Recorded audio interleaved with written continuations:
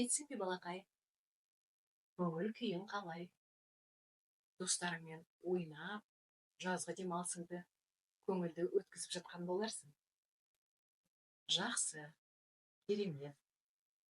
Ал енді мен көп созбай, әріптер жайлы ертегімді жалғастырайын. Кел, экранға жақында. Бүгін әріптер арасындағы жарыс деген ертегіні әңгімелеп беремін. Олар да сендер сияқты бір-бірімен жарысады екен. Әліпби елінде бір күні әріптер ерекше көңілді болды. Себебі мереке жақындап келе жатты. Ол қандай мереке деп ойлайсың? Әріптер күні екен. Әрбір әріп өзінің өнерін ортаға салады.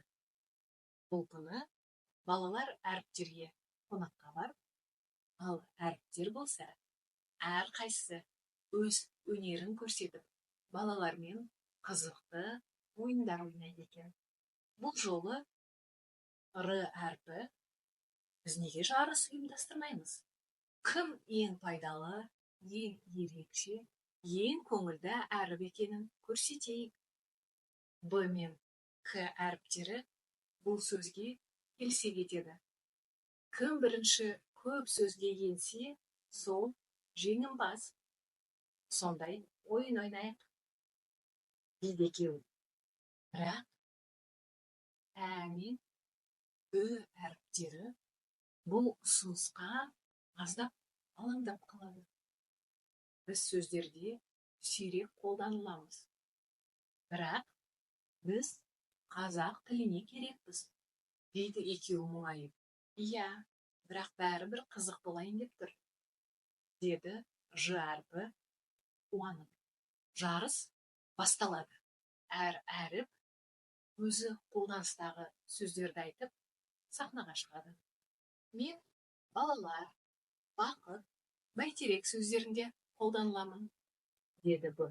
Ал менсіз күн, көңіл, кітап болмайды, деді К әрпі. Ал менсіз ше?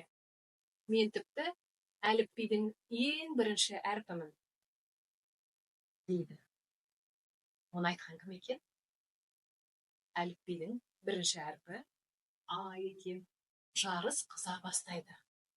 Барлығы өзінің өнерлерін ортаға салып жатады. Ал әріптердің ішіндегі ең сабырлы, ең ақылды әріп Ы әрпі. Ол сабырлы үнмен былай дейді. Біз жарысуға емес, бір-бірімізді қолдауға жиналдық.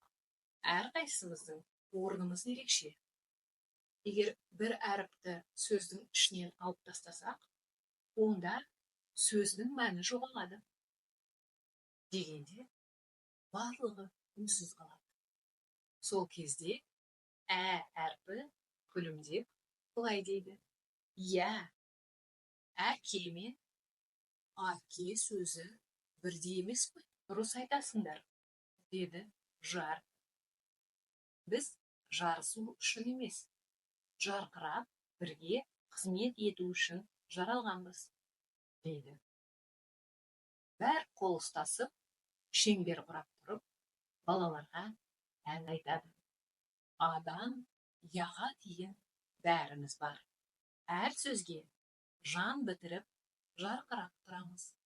Әріптер бірлікте болса, біздің әр қадамымыз білімге бастайды, деп ән шырқап, жарыстың соңы мерекеге ұласып, барлығы мәз мейрам болады.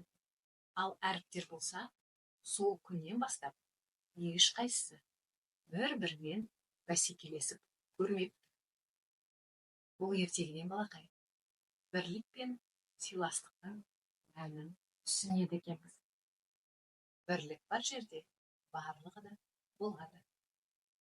Жақсы балақай, екеуміздің қоштасатын уақытымыз жетті. Келесі кездескенше сау бол.